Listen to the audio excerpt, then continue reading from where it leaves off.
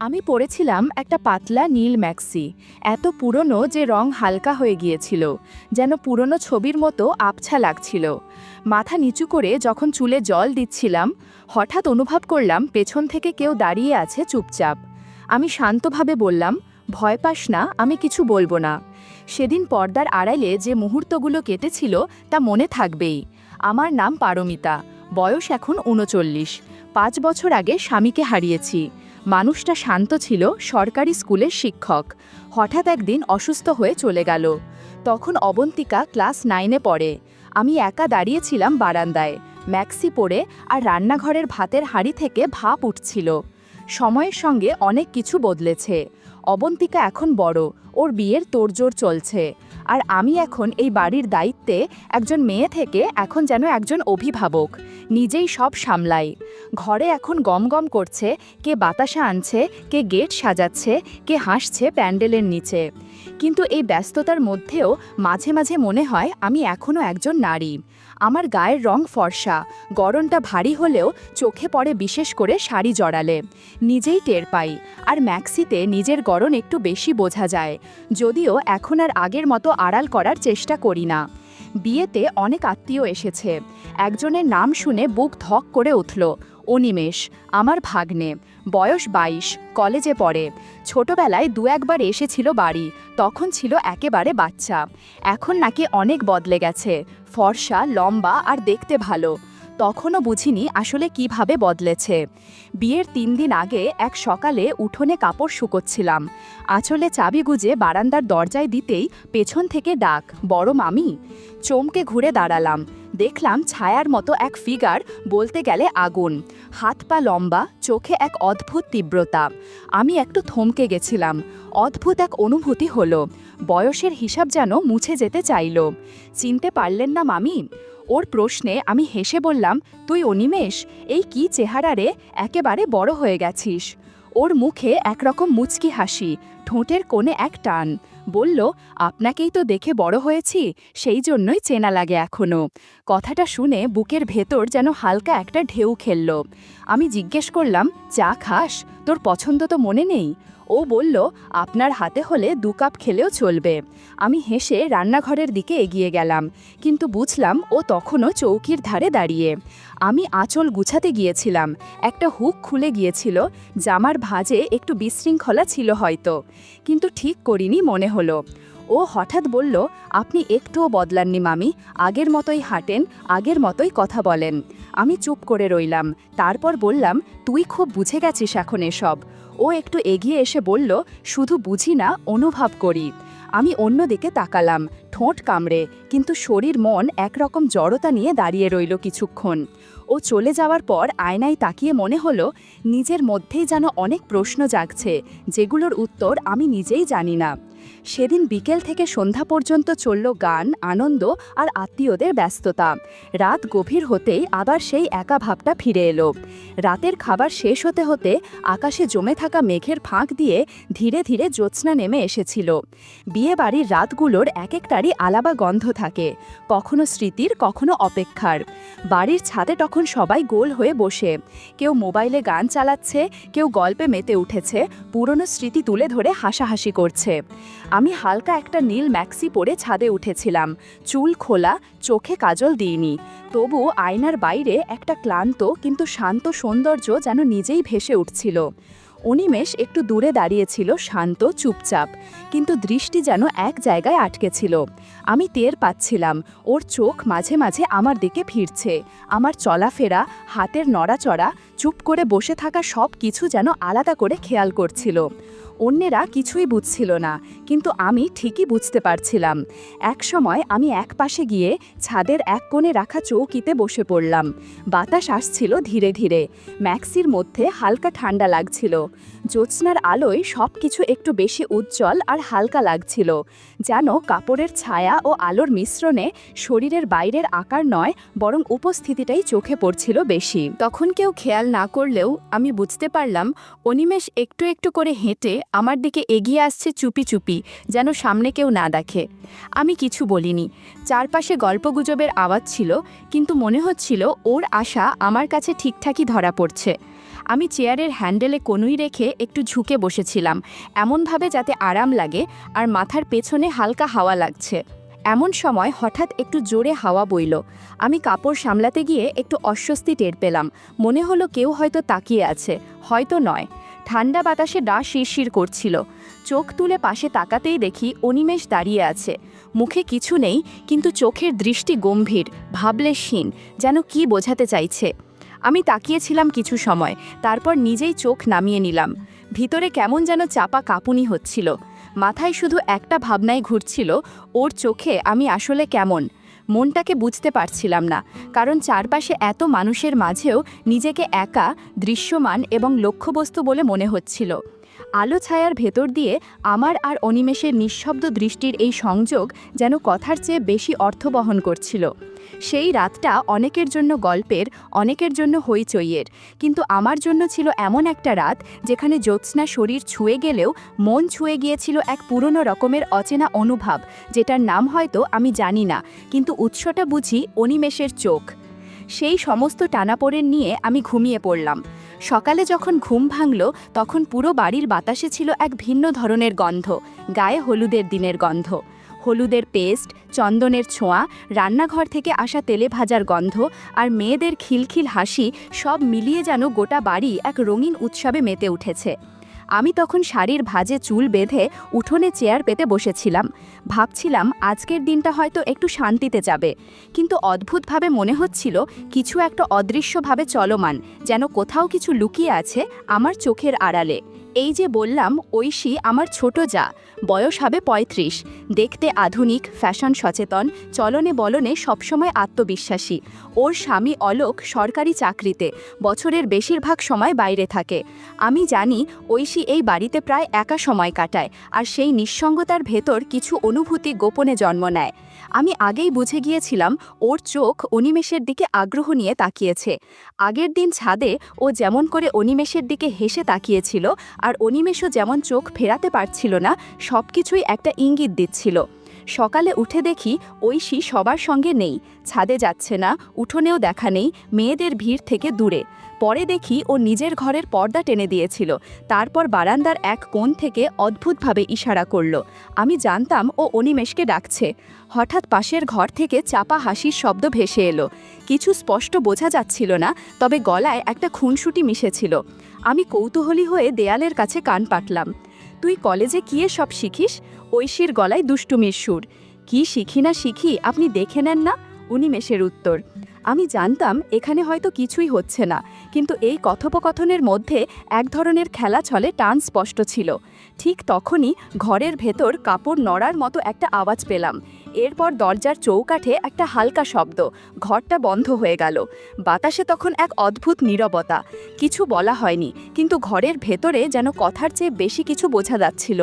আমি মনে মনে ভাবছিলাম, এই বাড়ির কোন ঘরে আলো জ্বলে আর কোন ঘরে নিভে যায় তা বোঝা বড় কঠিন।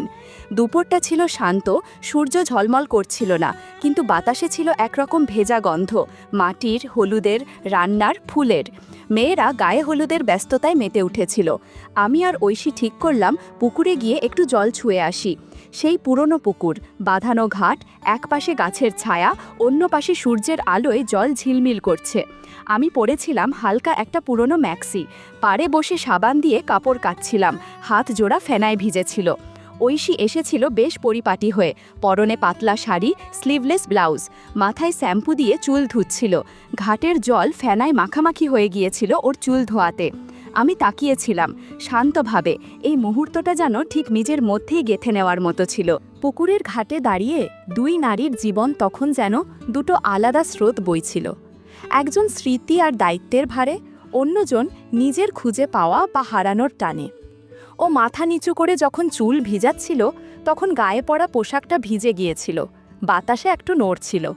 আমি দেখতে পাচ্ছিলাম পুকুরের জলে ওর ছায়া কাঁপছে, আর সেই কাঁপন যেন মনের গভীরে কোথাও গড়িয়ে পড়ছে। আমি কাপড় কাচলাম, হঠাৎ টের পেলাম পেছন থেকে কারো দৃষ্টি যেন স্থির হয়ে আছে।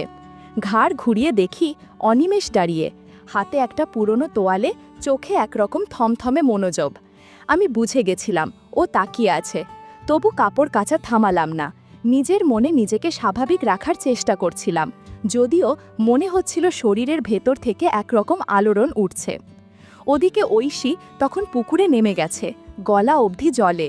চুলটা এক হাতে তুলে বলল, এই অনিমেষ, নামবি না? তোদের শহরে পুকুর নেই নাকি? ওর গলায় ছিল খুনসুটির টান।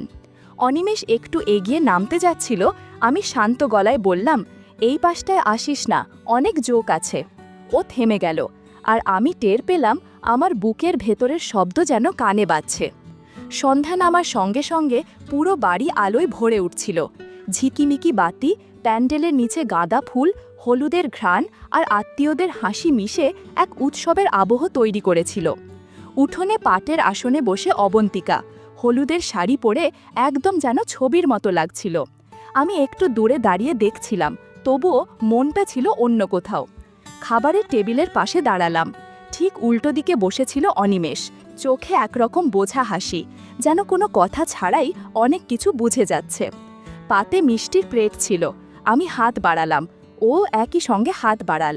আমাদের আঙুল একসাথে ছুঁয়ে গেল। কেউ সরায়নি, কেউ কিছু বলেনি, কিন্তু সেই ছোট্ট স্পর্শে ছিল একরকম চাপা ধাক্কা। আমি হঠাৎ চোখে পড়লাম ঐশী দূরে দাঁড়িয়ে আছে, ঠোঁটে হাসি, চোখে যেন কৌতূহল। সে ধীরে ধীরে অনিমেষের দিকে এগিয়ে এলো, হাতে হলুদের থালা। চুরির আওয়াজে গা কেঁপে উঠল। খুব সহজ গলায় বলল, আয় অনিমেষ, তোকে হলুদ মাখাবো। অনিমেষ একটু থমকে আমার দিকে একবার তাকাল। সেই মুহূর্তে মনে হচ্ছিল বুকের মধ্যে গরম কিছু ঢেউয়ের মতো বয়ে যাচ্ছে। ঐশী ওর গালে 1 চামচ হলুদ ছুঁয়ে দিয়ে বলল, রাঙিয়ে দিলাম তোকে। তারপর একবার তাকাল আমার দিকে। অনিমেষ প্রথমে অবন্তিকার গায়ে হালকা করে হাত ছোঁয়াল, তারপর আমার দিকেও এগিয়ে এসে মুখ না তুলেই আমার গালের পাশে হালকা ছোঁয়া দিয়ে উঠল। কেউ কিছু খেয়াল করল না। হাসি আর উৎসবের মধ্যে সেই মুহূর্ত হারিয়ে গেল। তবু আমি বুঝলাম এইটা শুধু হলুদের ছোঁয়া নয়, একটা অদৃশ্য পরিবর্তনের শুরু। তারপর অনিমেষ ঘুরে দাঁড়াল, একইভাবে ঐশীর গালেও হলুদের ছোঁয়া দিল।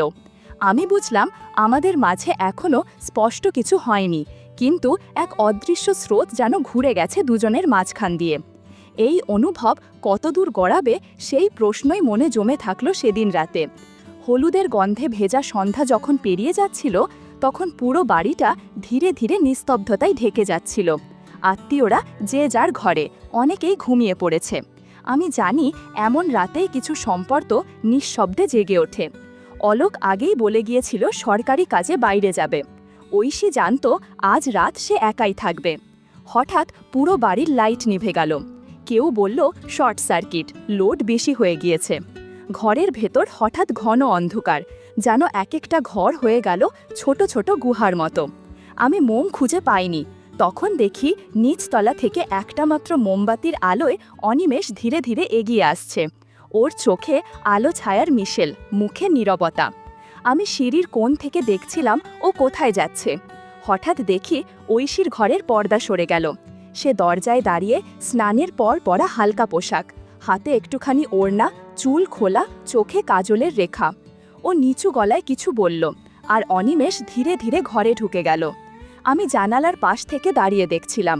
মোমবাতির আলোয় ঘরের ভেতরে দুজনের ছায়া কাছাকাছি আসছে। পর্দা একটু নড়ে উঠল, বিছানার কাপড় সরে গেল হালকা হাওয়ায়। সব কিছুই যেন শব্দ ছাড়া, কিন্তু স্পষ্ট অনুভবে ভরা। তখনই ঘরের ভেতর থেকে ভেসে এলো এক শান্ত কণ্ঠ, ভয় করিস না, আমি কাউকে বলবো না তুই এসেছিলি। সেই ঘরে আলো ছিল না, কিন্তু বাতাসের ভেতর ছিল এক গভীর নিঃশব্দ টান। আমি দাঁড়িয়েছিলাম, নড়তে পারছিলাম না। ভোরবেলা রান্নাঘর যেন এক যুদ্ধক্ষেত্র। চুলার ধোঁয়া, নারকেলের খোসা আর কাজের ব্যস্ততায় মেয়েদের কণ্ঠে ক্লান্তি। আমি তখন পুরনো একটা শাড়ি পরে হাঁটু পর্যন্ত তুলে ভাত বসাচ্ছিলাম। চোখ মুখ ঘামে ভিজে যাচ্ছিল, চুল এলোমেলো, শরীর ক্লান্ত, হাত জোড়া কাঁপছিল। ঠিক তখনই পেছন থেকে কারো উপস্থিতি টের পেলাম। নিঃশ্বাস না নীরব দৃষ্টির চাপ বোঝা যাচ্ছিল না, কিন্তু আমি জানতাম কে দাঁড়িয়ে। মনে হচ্ছিল একটা অনুভব জমে উঠছে, শব্দ ছাড়া, কথাহীন। চুলের নিচে জমে থাকা ঘাম তখন পেছন থেকে আসা নিঃশ্বাসে মিশে গিয়েছিল। আমি একটু রুক্ষ গলায় বললাম, তুই এমন করে দাঁড়াস কেন? মুখে যতটা সম্ভব কঠোরতা আনার চেষ্টা করলাম, কিন্তু গলার নিচে যে একরকম কাঁপুনি তা লুকানো কঠিন হচ্ছিল। অনিমেষ হালকা হেসে বলল, সরে যেতে পারি, কিন্তু সত্যি চাইছেন তো আপনি? আমি চুপ করে গেলাম। খুন্তি তখনও হাতে, কিন্তু হাত কাঁপছিল। ওর উপস্থিতি, ওর নীরব দৃষ্টি পেছন থেকে যেন একটা অজানা জ্বর তুলে দিচ্ছিল আমার গায়ে। আমি জানি না কি চেয়েছিলাম, শুধু মনে হচ্ছিল কিছু আটকে আছে আর কিছু ছুটতে চাইছে। দুপুরে ঘর একটু ফাঁকা ছিল, মেয়েরা মেকআপ আর সাজগোজে ব্যস্ত। আমি জানি এ সময় বাড়ির ভেতরের অনেক দরজাই নিঃশব্দে খোলা থাকে। অনিমেষ জানতো ঐশী দুপুরে ঘুমোয়, দরজাও প্রায় বন্ধই থাকে, কিন্তু সেদিন সে অপেক্ষা করল না। আমি জানালার পাশ থেকে দেখলাম ও সোজা ঐশীর ঘরের দিকে চলে গেল, পর্দা সরিয়ে দরজাটা বন্ধ করে দিল। ঘরের ভিতর আলোর ছায়া, নিঃশব্দতা আর মশারির ভেতরকার আবছা নড়াচড়া সবকিছু মিলিয়ে এক অদ্ভুত পরিবেশ তৈরি করছিল। স্পষ্ট কিছু দেখা বা শোনা যাচ্ছিল না, কিন্তু বাতাসে যেন একটা গন্ধ লেগেছিল।